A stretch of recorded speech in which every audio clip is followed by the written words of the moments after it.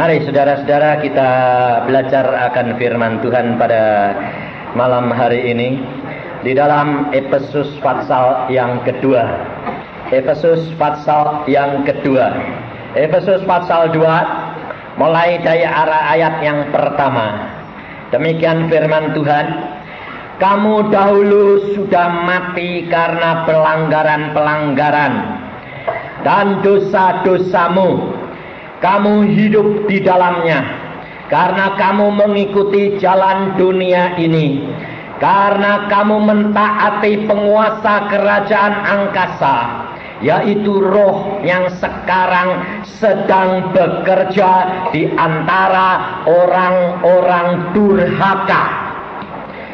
Sebenarnya dahulu kami semua juga terhitung di antara mereka ketika kami hidup di dalam hawa nafsu daging dan menuruti kehendak daging dan pikiran kami yang jahat.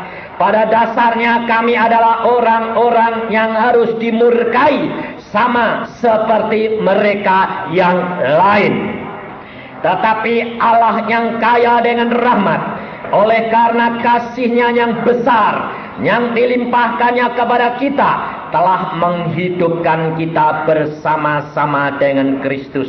Sekalipun kita telah mati oleh kesalahan-kesalahan kita, oleh kasih karunia kamu diselamatkan.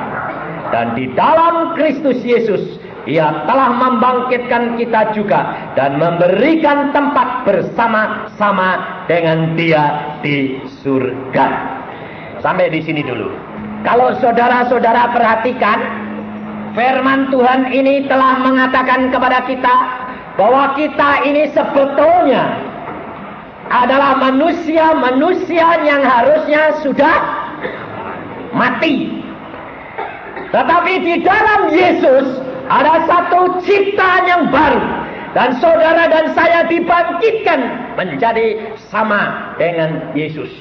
Lalu kalau saudara sudah dengar begitu, saudara, saya tanya sekarang, saudara ini dari dunia atau tidak? Hah? Saudara ini masih dari dunia enggak? Tidak, saudara tahu. Kerap kali cara berpikir kita masih dunia. Kita masih mengatakan, kalau kerap kali dikatakan, kenapa engkau masih jatuh dalam dosa? Kenapa kamu masih menipu? Kamu masih suka bohong? Saudara bilang apa? Ini kan manusia dosa. Saya kan manusia dosa, masih hidup di dalam dunia. Kalau selama saudara masih mempunyai pikiran bahwa engkau asalnya dari dunia dan belum berubah, di dalam Yesus engkau sudah bukan lagi dari dalam dunia. Dan kita tidak akan berubah cara berpikir. Karena apa? Karena kalau selama kita masih berpikir bahwa saya ini dari dalam dunia, saya dari dalam dunia, saudara tidak punya iman bahwa saudara sudah pindah dari dalam dunia ke dalam kerajaan surga. Kehidupan kekristenan hanya dapat mengalahkan dunia hanya dengan iman. Tanpa iman, saudara tidak dapat mengalahkan dunia ini. Maka kerap kali saudara, pada malam hari ini kita belajar firman Tuhan. Mengapa? Banyak anak muda sekarang ini menggebu-gebu. Kenapa saudara-saudara mau untel-untelan kayak gini? Di tempat mana-mana berjubel, panasnya luar biasa. Kenapa engkau mau? Karena masa ini saudara tahu masa anugerah. Dan apabila masa anugerah ini engkau sia-siakan, pada waktunya engkau akan menyesal. Karena apa? Karena akan terjadi kehausan akan firman Tuhan dan tidak ada seorang pun yang mendapatkannya. Tetapi kerap kali pandangan kita belum berubah. Dan cara berpikir kita pun belum berubah. Kita masih sama dengan orang dunia. Karena senangnya apa? Rombongan. Kalau orang banyak, senang. Contohnya, saudara-saudara kalau ada persekutuan, dikunjungi cuma orang sedikit, saudara kecewa enggak?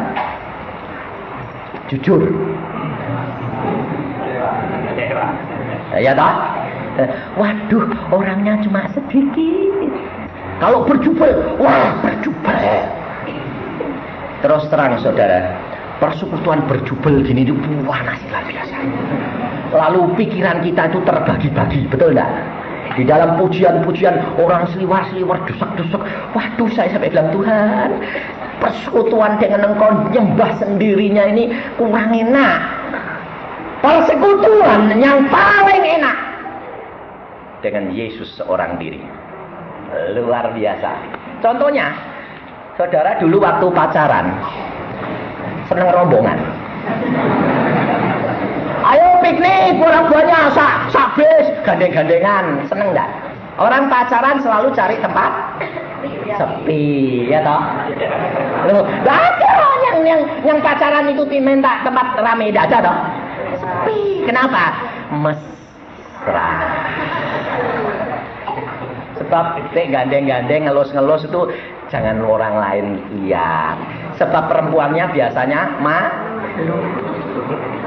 Tapi anehnya, kalau waktu masih pacaran saja, aduh, cari tempat sepi. Tapi kalau sudah kawin, cari tempat ramai. Kenapa? Tidak bisa mesra lagi, saudara. Kenapa? Bosen.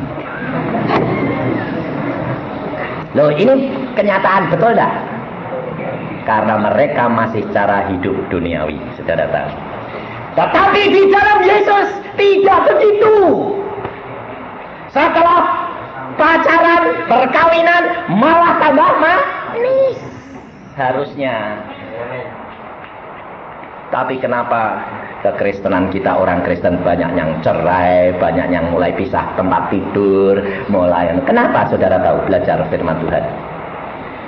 Mengapa banyak rumah tangga tercerai-berai? Mengapa orang tua tidak menjadi saksi buat anak-anaknya? Karena mereka tidak mendalami akan firman Tuhan. Mereka kerap kali belajar firman, tetapi mereka tidak melakukan dan mengalami secara pribadi.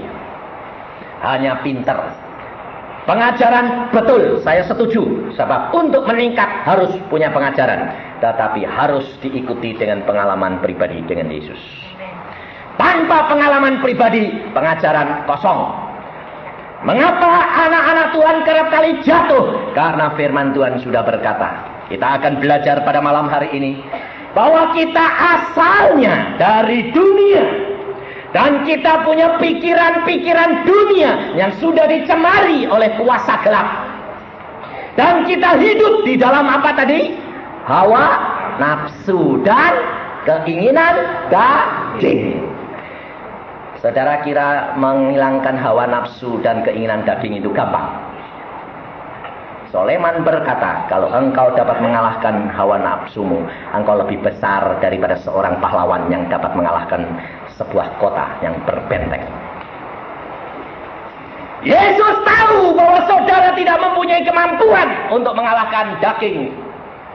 Maka Yesus di dalam taman Getsemani dia berkata kepada muridnya, memang roh itu menurut, tetapi daging lemah.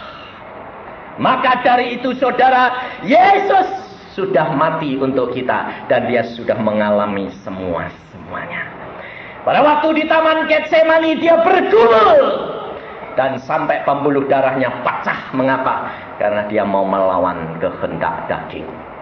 Karena kehendak daging maunya apa? Tuhan Allah, kalau boleh cawan ini lewat daripadaku. Karena apa? Karena takut menghadapi kenyataan. Karena keinginan daging adalah perkara yang sukar sekali untuk dikalahkan. Tetapi Yesus sudah bayar. Dan Yesus sudah bergumul di taman Getsemani. Sampai pembuluh darahnya pecah. Maka dari itu dia pada waktu sudah berkata, sekarang sudah genap. Lalu dia berkata apa? Pada waktu dia bangkit, aku akan pergi kepada Bapakku dan aku akan utus Roh Kudus datang untuk menjadi penolongmu yang akan menuntun dalam seluruh kebenaran dan memberitahukan kepadamu perkara-perkara yang akan terjadi. Mengapa hal itu diberikan? Sebab Yesus tahu tanpa pertolongan Roh Kudus saudara tidak akan mampu mengatasi kehendak daging. dan nafsu. Saudara tahu. Maka kerap kali anak-anak Tuhan pada waktu rombongan bermenggebu-gebu.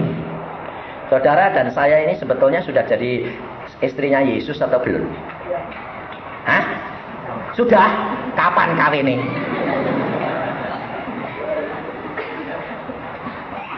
Di dalam Wahyu itu kapan? Nanti dalam dunia baru kawinnya. Ini sekarang ini sedang pacaran, tapi pacarannya senengnya rombongan. Loh betul tak? Contohnya kan saudara tadi bilang, saudara sendiri yang ngaku dah, kalau persekutuan itu sedikit, nggak resep, nggak asik. Kalau berjubel gini asik, sampai bau keringetnya konangan ngate. Saya sendiri, waduh, sampai kayak orang mandi. Karena apa? Karena saudara belum pernah mengalami persekutuan, artinya pacaran sama Yesus seorang diri yang mesra luar biasa, saudara tahu. Saya yakin di sini ibu-ibu yang sudah ngalami.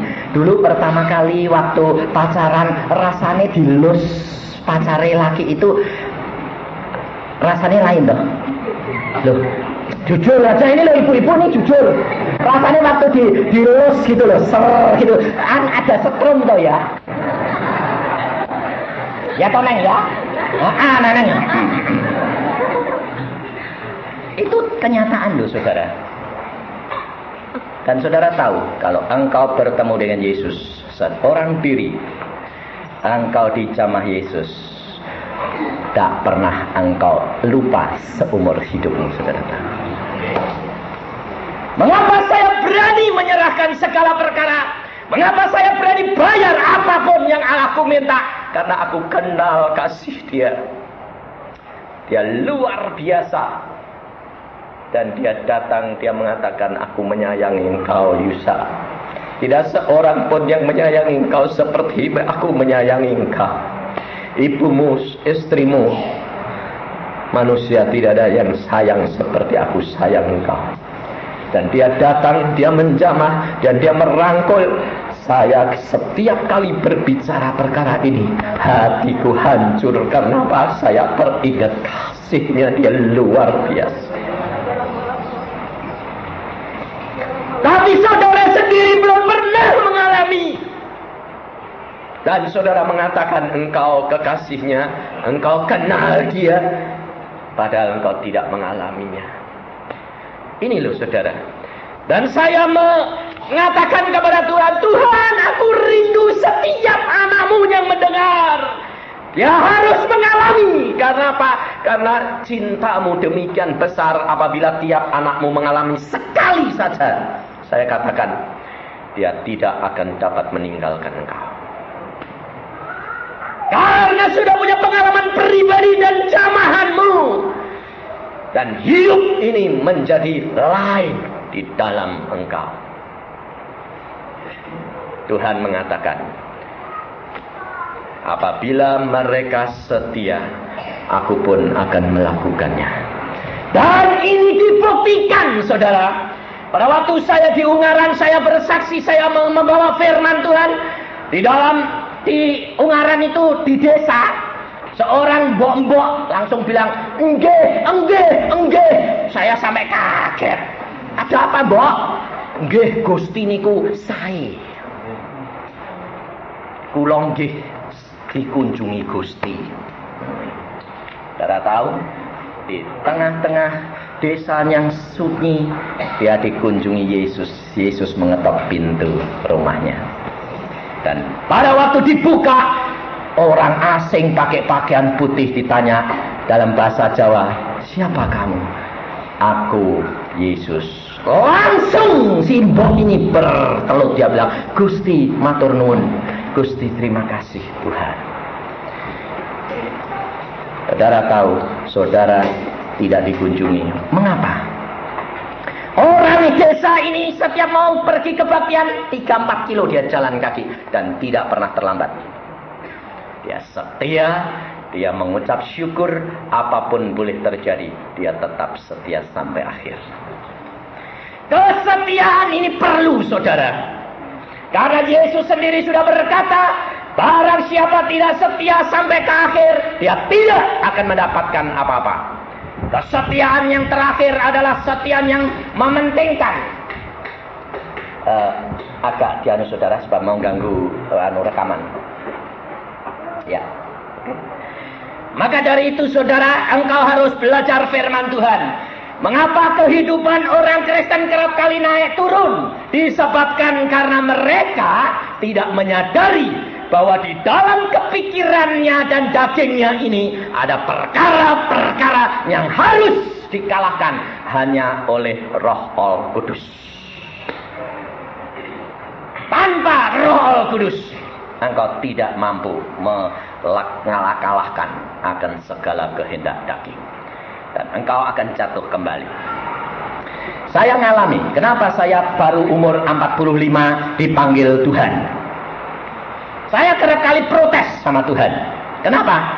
Sebab saya lihat penginjil-penginjil muda, dia lebih antusias, dia lebih powernya, kekuatannya lebih besar. Saya bilang, kenapa aku tidak mau panggil? Padahal dari umur 12 dia sudah berkata kepada saya, ikut aku jadi hambaku. Tapi dididik Tuhan, baru umur 45 Tuhan mengatakan, sekarang pergi barang kemana aku kehendaki. Tutup praktekmu. Saya berkata, Tuhan, kenapa baru sekarang? Sekarang malah saya sudah mulai tua, sudah mau menikmatilah hasil, saya bilang. Tuhan berkata, tidak, sekarang tinggalkan semuanya. Lalu saya protes. Kenapa tidak yang muda-muda? Kenapa aku tidak pada waktu muda? Tuhan berkata apa? Kamu lihat penginjil muda, naik turun, jatuh bangun. Kenapa? Karena mereka sambil berjalan, sambil diproses, dididik. Tetapi engkau dari muda sudah minta bahwa aku tidak mau Tuhan, setelah engkau panggil menjadi hambamu, aku tidak mau untuk turun lagi, tetapi naik terus sampai kepada saat terakhir aku harus pulang, selesai tugasku. Dan Tuhan mengatakan, justru itu aku didik engkau 33 tahun lamanya. Engkau tahu Musa, mengapa aku didik engkau demikian lama?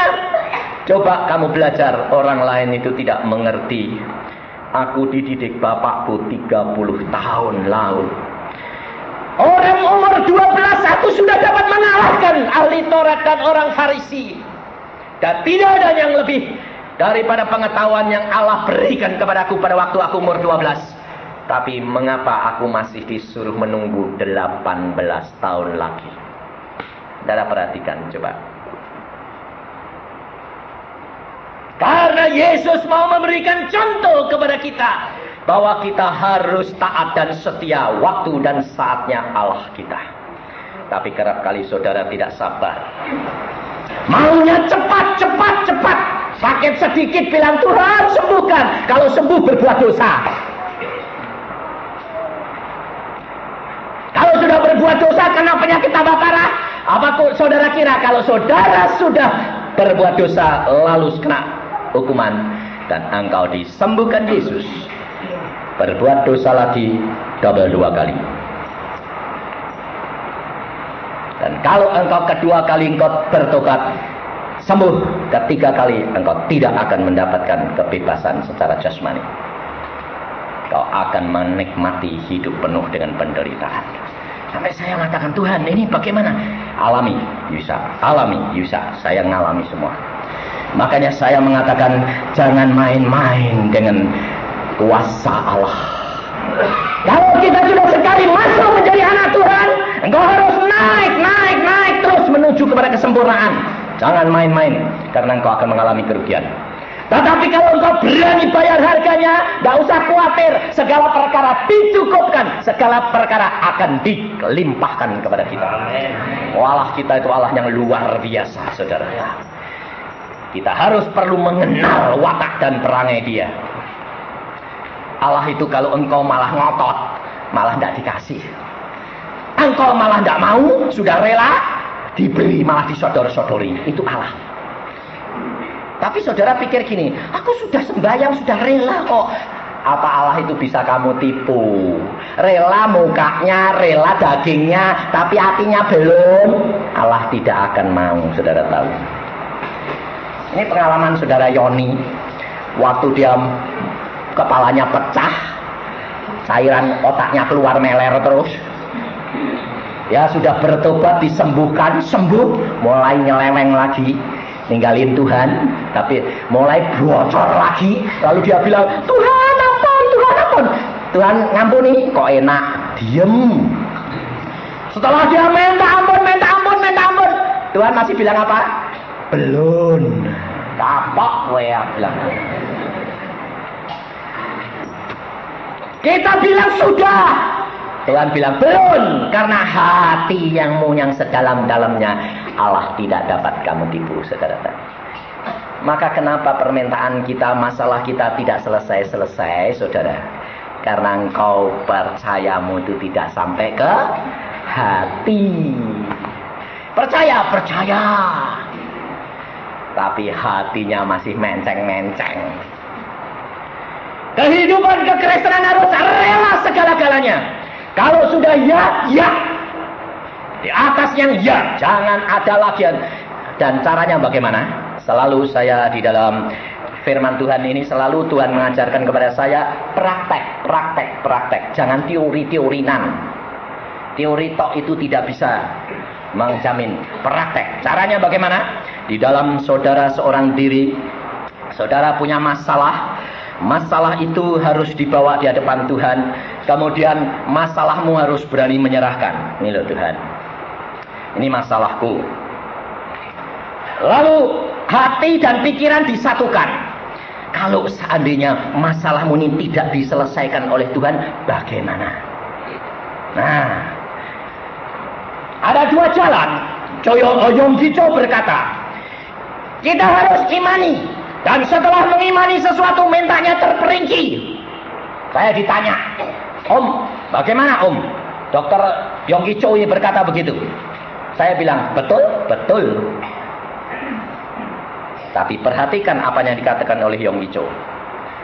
Kalau engkau sudah mengimani, sebelum engkau dapat terima, hati-hati.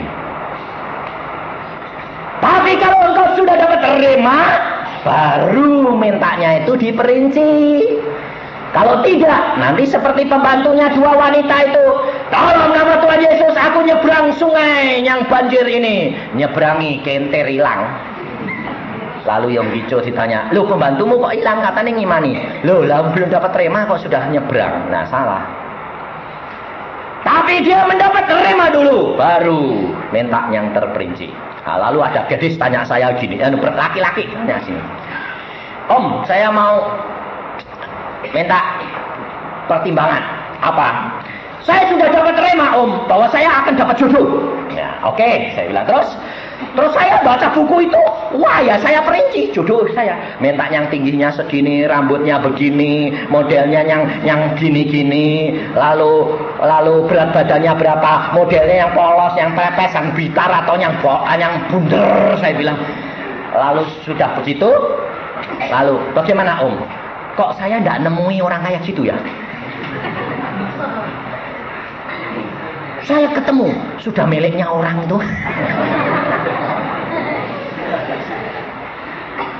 Lalu saya tanya, kalau kamu ketemu, kamu sudah memperinci semuanya itu, kalau nanti ternyata tidak cocok, bagaimana?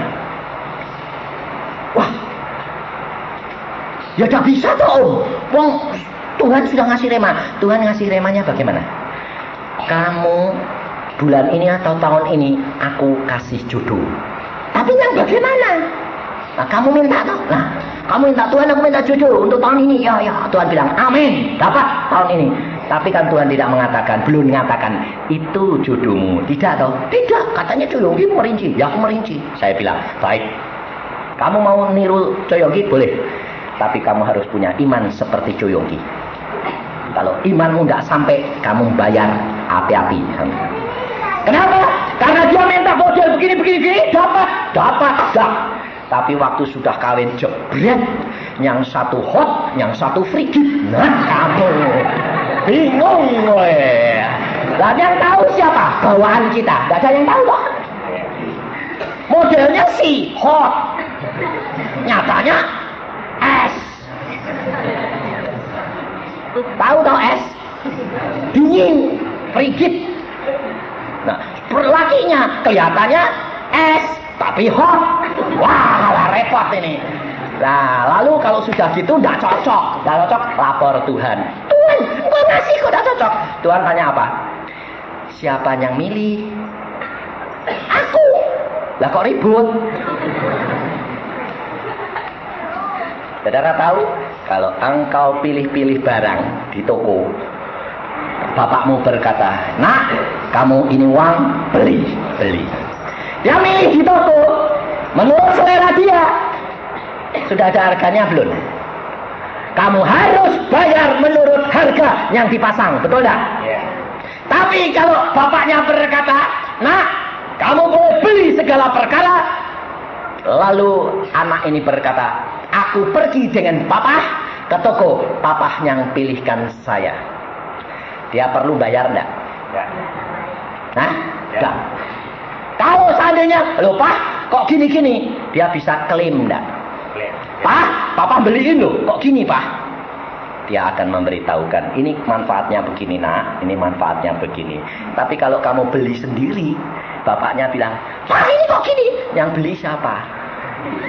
Yang milih siapa? Kamu sendiri. Lah kamu sendiri milih-milih kok sekarang ribut papa bawa salah ke? Betul enggak? Saudara kerap kali punya masalah, saudara bilang apa? Tuhan gini, ngatur lah. Kalau sudah kamu gembor-gembor sendiri. Saya berkata, prinsip saya tidak begitu, saya bilang. Saya bertanya, Tuhan, kapan jodoh anakku? Tahun depan. Oke. Lalu saya kasih tahu, tahun depan kamu dapat jodoh. Dapat Pak? Ya. Siap-siap. Siap-siapnya bagaimana? Pilih sekarang. Kamu mau memilih sendiri atau Tuhanmu yang memilih? Tapi kalau Tuhanmu yang memilih, engkau laporkan dia akan mengatasi bersama dengan engkau. Enak mana? Oh, enak dipilihin Tuhan. Silakan. Tapi resiko kalau kamu dipilih Tuhan, belum tentu seleramu.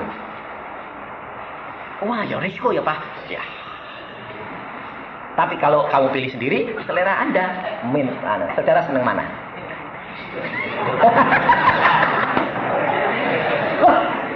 Sekarang jadi bingung dah. Seneng apa? Seneng mana coba? Pilih ke Tuhan? Belum tentu seleramu loh. Ayo, rela dah bayar harganya. Sebab ini pengalaman saya bilang, saya dulu waktu muda kepengenin yang gitar, dapatnya yang krempeng. Saya kepengenin yang gitar, zaman saya itu favorit orang muda, Monroe itu, wah, pelentu gini loh. Tapi Tuhan, saya berdoa, Tuhan berikan aku seorang jodoh yang modelnya gini. Lalu malamnya Tuhan bilang, itu jodohmu. Lu kok kerempeng polos los. Sampai saya berkata, loh Tuhan, aku kan seleraku itu yang gini. Tuhan itu jodohmu. Kamu katanya minta aku yang netapkan. Loh aku mintanya yang gini. Loh kamu nurut aku atau aku nurut kamu? Lalu saya bilang, aku nurut engkau. Nah ya kalau nurut aku, ya ini bayangin. Tingginya 156, berat badannya cuma 37. Saudara bisa bayangin. Di sini ada nggak perempuan yang tingginya 156, berat badannya cuma 37. Saudara bisa bayangin seperti apa? Itu istri saya dulu. Krempeng kecil. Sudah gitu jalannya antik lagi. Kalau nggak percaya tanya itu si istrinya Samudi itu. Dia sudah ketemu sama istri saya 20 tahun. Pada waktu turun dari airport bersama dengan saya, dia ngomong sama Samudi, itu pasti psikiat. Kenapa? Aku tidak lupa jalannya jentit-jentite. Memang antik. Istri saya itu kalau jalan antik juga. Dan saya paling ingat jalan dia. Dan Tuhan mengatakan, itu jodohmu. Saya mulai bergumul, Tuhan, lah mentanya gini kok dapat gitu. Lah kamu mau nurut aku apa enggak? Mau. Ya sudah, saya terima, saudara tahu. Kalau engkau terima, luar biasa Tuhan itu. Apakah hati kesenangan kita enggak kesampaian? Pasti. Karena setelah kurus, menikah, jadi mulai gendut, mulai gitar.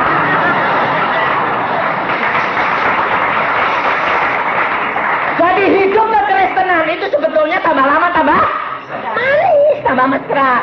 Oh, dari kecil kepengenin gitar, tahunnya sudah kawin tambah gitar. Dah. Loh, kan tambah mesra toh? Betul enggak? Ini saudara, hidup dengan Yesus itu lain, luar biasa. Sehingga umur saya sekarang 52, istri saya 51. Tapi hidup saya seperti pacaran terus. Kemarin dulu tuh intro-call sama saya, dia bilang gini, aku kok ngimpi, kamu kok diem saja, kenapa sih? Lo ngimpi ketemu saya diem saja kok sudah intro-call. Saya bilang, oh kangen gue. Aku bilang itu dulu kekakahan. Dia bilang, oh memang kangen dong, gue gak pulang-pulang. Dia bilang itu. Nah, belum selesai, tugas buat Tuhan belum selesai. Ya, aku berdoa untuk engkau. Berdoa, percayakan bahwa Allahmu adalah Allah yang luar biasa. Hidup kekristenan itu adalah hidup yang penuh dengan kemanisan dan kemesraan, saudara tahu. Tetapi mengapa orang Kristen tidak mampu untuk mengatasi kenaikan terus-menerus? Kita buka di dalam Efesus pasal yang ketiga ayat 16 mulai. Aku berdoa supaya Yesus menurut kekayaan kemuliaannya menguatkan, meneguhkan kamu oleh rohnya. Perhatikan, ada dua perkara yang Paulus berkata. Supaya dia menguatkan, meneguhkan kamu oleh rohnya di dalam batinmu. Kenapa Paulus berkata bahwa batin kita,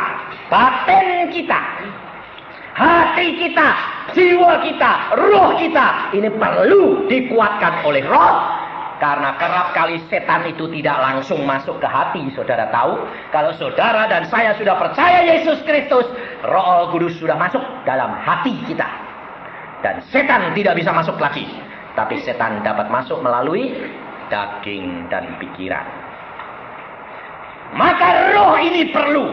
Dan roh ini harus dikembangkan terus, dilatih terus. Dia menjadi besar-besar, menguasai akal, pikiran, dan menguasai daging. Karena firman Tuhan Yakobus berkata, iman tanpa perbuatan mati. Ada dua perkara yang Paulus doakan, yaitu perkara roh ini supaya menguatkan batin kita, meneguhkan, mengokohkan. Yang kedua adalah sehingga oleh imanmu Kristus diam di dalam hatimu dan kamu berakar serta berdasar di dalam kasih. Ada pengokohan, penguatan, dan ada dasar. Ada dasar. Dasarnya ini harus kasih, saudara tahu. Tanpa ini engkau akan kehilangan segala-galanya, saudara tahu. Mengapa? Karena mata jasmani kita, telinga jasmani kita tidak dapat menolak akan suara-suara dari luar. Saudara jangan kira kalau orang seperti saya ini lalu tidak diganggu, setiap kali sembahyang diganggu. Kalau sedang seorang diri gitu, lalu ada gambaran seperti bioskop yang lama, perbuatan-perbuatan percabulan apa yang dilihat itu mampir lagi. Jangan sekali-kali dikenang lagi. Jangan sekali-kali dikenang lagi. Langsung dalam nama Yesus usir. Dia lepas. Kalau saudara sudah mulai kenang, saudara ngusirnya keluar dari pikiranmu butuh waktu 2-3 hari. Kalau itu kamu sudah bayangkan, roh percabulan masuk ke dalam pikiran dan hatimu, kau ngusirnya berbulan-bulan. Jangan main-main. Lebih-lebih istri, suami, kalau sedang ribut sama istrinya atau suaminya, lalu ingat pacarnya yang dulu, mesra sama pacarnya dulu, hati-hati, itu perzinaan itu, saudara. Jangan main-main ya. Tidak boleh. Tidak boleh ingat-ingat lagi. Kalau ingat langsung tangking keluar. Karena kalau tidak, engkau jatuh dalam perzinaan dan kehidupan rumah tanggamu terancam. Sebab di dalam Yesus adalah suatu ciptaan yang baru, yang lama sudah dihapus. Jangan sekali-kali mulai kecewa lalu bayangin, lalu ingat-ingat perkara-perkara yang lama. Tidak boleh. Harus dibaharui. Karena dasarnya apa? Kasih. Kasih itu apa? Coba kita lihat di dalam 1 Korintus 13. Kasih ayat 4. Kasih itu sabar. Nah, ayo, siapa di sini yang orang dulunya sabar, lama-lama umurnya tua, tambah lama tambah sabar atau tambah enggak? Dulu waktu pacaran sabarnya luar biasa. Setelah kawin enggak sabaran. Sebab apa? Waktu pacaran sabar, sebab belum dapat. Contohnya saja, bapak-bapak ini, kalau dulu waktu pacaran, pacarnya dandane belum selesai, nunggu di luar, mau enggak? Mau toh? Sekarang kalau mau pergi pesta, istrinya belum selesai, ditunggu enggak?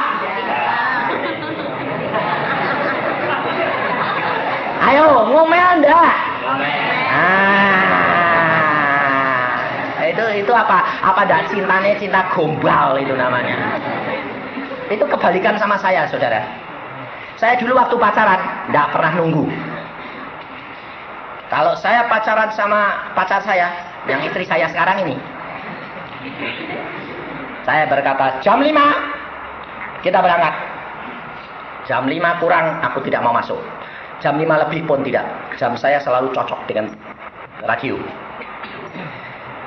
Kurang semenit saya tetap sengaja jalan-jalan. Persis tek jam 5 saya ketok. Tang. Tak. Yang keluar emak ini. Emak keluar. Oh, tunggu ya, cu. Belum selesai. Saya bilang kasih tahu ya, Mak. Bye-bye. Saudara tahu? Saya tinggal. Kalau tidak percaya, tanya istri saya. Dan itu tidak sekali. Saya berkata, kalau kamu janji, ya, tepat, tidak kurang, tidak lebih. Kalau kau tidak tepat, tak tinggal. Dan itu tidak sekali. Dua kali saya janjian lagi, telat, tinggal lagi. Sampai dia nangis. Saya tidak peduli, saya bilang. Sampai akhirnya yang ketiga, dia bilang, wah mesti tepat pokoknya. Pokoknya mesti tepat. Aku sing nunggu dia. Tidak ribut. Saudara tahu? Aku nganter les. Lesnya dia bilang, lesnya selesai jam berapa? Jam 6. Oke. Jam 6, 5 menit saya di depan. Tepat, dada, tak tinggal. Makanya saudara tahu saya pacaran dulu gitu. Sekarang jadi istri saya. Enggak. Karena apa? Sekarang kalau saya sudah siap, jam 12 pergi pesta ya. Oke. Saya sudah siap, saya sudah masuk mobil, starter sudah tak panasin. 5 menit tak keluar, 10 menit tak keluar. Masuk lagi aku. Masih di depan kaca, ting-tung. Saya bilang, ya, sejak kapan kamu mulai nakal? Loh, dulu kan pacaran, aku mesti tepat sebab kamu marah. Sekarang kan istri, engkau sudah sabar. Sekarang aku mau santai. Saya bilang, tidak boleh. Saya bilang, ya memang sekarang aku tidak pernah marah, tidak pernah tak tinggal, tak tunggu. Tapi tepat dong. Saya bilang, ya kamu ingetin. Ya lain kali kalau pergi saya bilang apa? 1 jam duluan. Ayo siap. Aku cuma 5 menit. Tidak mungkin. Oh dah, ayo siap. Dan saya dorong terus. Akhirnya tidak pernah terlambat. Dan hidup itu menjadi bahagia, tambah lama tambah manis. Saudara tahu. Karena apa? Ada dasar kasih. Siapa yang memberikan? Yesus. Dan tanpa Yesus tidak bisa. Kenapa saya dirubah menjadi sabar? Pada satu saat saya sedang habis makan jalan-jalan. Saya masih sudah kawin 6 bulan. Masih keras, masih tegas. Pokoknya nurut, tidak nurut, out. Loh, saudara tahu saya itu tidak ada orang punya pacar seperti saya sanggup. Sampai emaknya, saudaranya bilang, kamu sanggup punya suami seperti itu. Kerasnya luar biasa. Pesta, tak ajak pulang. Sedang polones. Saya bilang, ayo pulang. Ini lagunya kurang sedikit ya. Saya tidak komentar, saya ambil sepatu, saya turun naik sepeda motor, saya starter. Dia nyangking sepatunya belum sempat dipakai, larinya tuh, lari saya. Saudara tahu kekerasan saya? Tidak ada. Tapi mengapa sekarang disatukan dengan Tuhan dan penuh kasih? Karena dasarnya adalah kasih. Jam 1 Yesus berkata, jelas berkata, tidak halusinasi. Saya sedang habis makan, saya jalan-jalan. Yesus berkata, hari ini engkau menjadi orang Kristen yang benar. Saya berkata, Tuhan, 25 tahun aku menjadi Kristen, belum Kristen. Belum. Apa buktinya? Kau tidak mempunyai kasih. Saya lalu katakan, apa buktinya sekarang aku punya kasih? Hari ini Tuhan berkata, suaranya itu kayak bergelombang. Seluruh ruangan ini terisi dia. Hari ini aku mengubahkan kamu menjadi kasih. Dan sejak itu saudara tahu, saya lihat istri saya itu kok lain. Aneh ya. Saya bilang, loh, kamu kok lain? Apa ini yang lain? Nggak tahu tuh, kelihatannya baik semua. Yang jelek nggak kelihatan sekarang. Saya bilang, loh, aneh sih. Saya bilang, saudara tahu, sejak itu saya tidak pernah berkata begini, siap, jam segini berangkat. Tidak. Sejak itu saya berkata, aku punya rencana mau pergi. Gue mau ndak? Istri saya sampai melongok, sejak kapan kamu mulai tanya? Dulu biasanya kan, aku pergi, ikut. Sekarang kok, gue ikut ndak? Oh ikut. Jam berapa? Jam segini. Gue bisa siap ndak? Bisa. Nah, istri saya bilang, kapan gue berubah? Sejak itu saudara tahu, saya tidak pernah memerintah dia lagi. Saya dulu kalau nyopir, kalau saya cepat, dia bilang, pelan-pelan, aku takut. Tambah tak cepat. Dia bilang pelan-pelan, malah tak kebut, tak serempet-serempet malah. Sampai dia jantungnya kudu coplok. Dia bilang apa? Waduh, gue ini tidak bisa diatur. Jangan ngatur aku kecuali Tuhan. Tidak ada, bapakku tidak bisa ngatur aku kok, gue. Ya. Tapi sampai sekarang istri saya tidak pernah bilang pelan-pelan, enggak. Dia juga pintar. Dia pakai Alkitab, dia sembahyang, dia bilang Tuhan berikan hikmat. Lalu dia kalau saya kenceng dia bilang, aduh aku takut. Nah, dia sembahyang bilang aku takut. Nah, terus Tuhan ngomong sama saya, kalau istrimu takut, kamu tidak sayang dia. Sayang. Nah, ya tidak usah cepat-cepat. Oh ya. Saudara tahu? Sekarang dia kalau saya berjalan cepat dia bilang apa? Kan enak santai toh, pacaran lagi. Ya wis, ayo santai. Nah, saudara tahu? Hidup kita itu sekarang seperti orang pacaran lagi. Saudara. Karena apa? Dasarnya kasih. Kasih itu sabar, kasih itu murah hati. Tidak cemburu. Saya dulu cemburunya jangan tanya. Saya tahu cemburu itu paling jahat, saudara tahu. Kalau saya tidak ngalami, saya tidak bisa memberitahukan saudara. Saudara kira kalau cemburu itu cinta? Istrimu itu kalau kamu cemburuin itu malah seneng, malah menderita, tahu enggak? Laki-laki ini. Saya dulu cemburunya sama istri saya luar biasa. Karena apa? Saking cinta nih. Sampai saya bilang, Tuhan saya saking cinta. Tuhan bilang, cemburu itu tidak kasih. Lah kok cemburuan? Saya bilang, saya orangnya gitu, langsung lapor sama Tuhan. Lah kok cemburuan? Loh, lain. Aku cemburu karena aku tahu kalau dia cinta kepada setan, dia masuk neraka. Tapi kalau kamu cemburu sama istrimu menderita. Dia bilang, loh menderitanya apa? Lalu saya tanya sama istri saya, aku dek cemburu sama kamu tuh kamu menderita. Aku ya menderitanya ya luar biasa. Habis pergi sendiri tidak boleh. Istriku dulu pergi sendiri. Tidak. Kalau pergi nggak usah pulang. Bayangin, kayak orang dikerangkengin, no? Kelihatannya dicinta tapi dikerangkengin. Bayangin. Lalu kakaknya punya kerja. Dia mau bantu. Saya bilang, aku belum selesai. Kalau kamu bantu nggak usah pulang. Bayangin. Pulang dianterin sama kakaknya laki-laki, jadi kakak ipar. Saya cemburu. Saya cemburunya keliwatan. Saudara tahu? Dan akhirnya dia penderitaan. Dan sejak itu Yesus berkata, engkau kasih, tidak ada pencemburu. Sampai sekarang saya itu nggak bisa cemburu. Dia diboncengin orang siapa kok ketawa terus, heran sampai saya. Loh saya kok tidak bisa cemburu ya? Saya bilang sama kamu. Lah iya, sekarang ini kan kamu sudah punya kasih. Wong orang itu nganter ya tidak berbuat apa-apa.